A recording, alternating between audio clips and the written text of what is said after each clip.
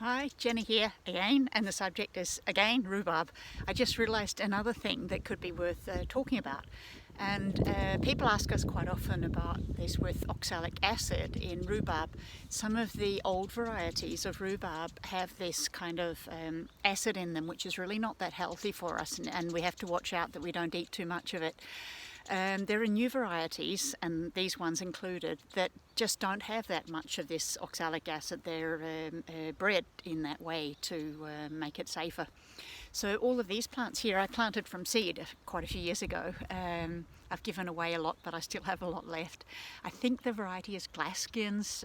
I can't really remember, but it's a variety with a low level of oxalic acid, which makes it safe, and we don't have to think about that. So here in this rhubarb bed, I'm mulching with these leaves, as we talked about, and also with big amounts of this it's called silage, ensilage in Swedish.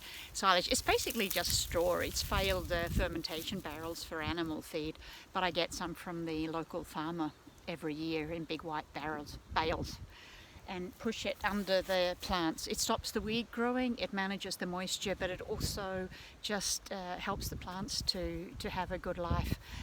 Bokashi, can you dig it down into rhubarb or not? Yeah, sure. If you have some bokashi that you want to put in, you can. This is a perennial, so it's not that easy to prepare the soil, but every now and then you can just go in and dig a little bit around the outside. The root zone is not that enormous, so if you go down into the outside areas of the rhubarb and make small trenches, you can just push in some bokashi now and then. Do that in the early part of the year, like not in the autumn. Do it in the spring and the summer. It's the right time to feed the rhubarb, not later than that. Behind me here I have a raspberry hedge. It doesn't look that flash because I don't really look after it very well, but we get more than enough raspberries off it, so it's okay. It's a good windbreak, and it stops the moose coming into the garden actually. So I'll talk more about that in another session. But yes, feed your rhubarb with bokashi in the first part of the year. Mulch it with anything you can find.